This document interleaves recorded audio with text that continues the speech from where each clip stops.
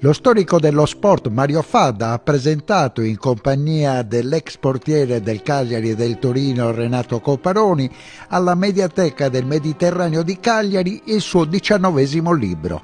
4 maggio 1949, il Grande Torino a Cagliari. Racconta il retroscena su una vicenda inedita, ovvero la mancata amichevole con i rossoblù che allora giocavano in Serie C. I Granata decisero di rimandare il viaggio in Sardegna per disputare la maledetta amichevole con il Benfica, ultima partita giocata dal Grande Torino che fu cancellato in un incidente aereo al ritorno dal Portogallo.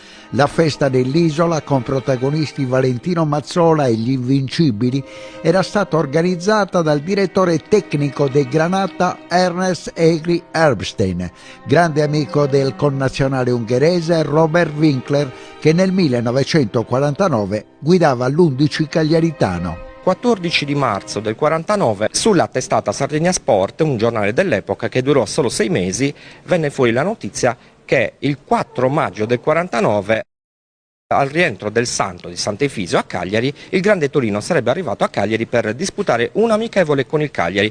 Ricordiamo che il Cagliari all'epoca stava in Serie C e non se la passava tanto bene. L'allenatore del Cagliari era Winkler, ma aveva appena ceduto il timone, era stato esonerato ed era ritornato in auge Tonino Fradelloni, e invece del Grande Torino l'allenatore era Liversley e il direttore sportivo era il grande Egri Erbstein, l'ex allenatore del Cagliari del 30-31, 31-32, e fu uno dei grandi patrocinatori di questa amichevole. L'amichevole veniva fuori dal prestito di 3 giovani, tra cui Armando Segato, che vennero dati al Cagliari, e sappiamo quanto Armando Segato abbia dato al calcio italiano in tutti gli anni 50. Crebbe qui.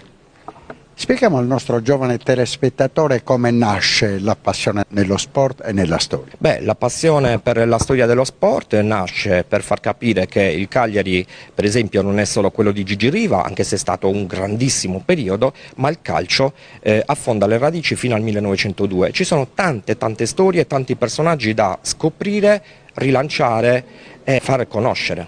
Quale sarà, Fadda, il prossimo progetto? Il prossimo progetto è la biografia scritta a 4 mani con Umberto Oppus, la biografia del grande portiere Renato Coparoni.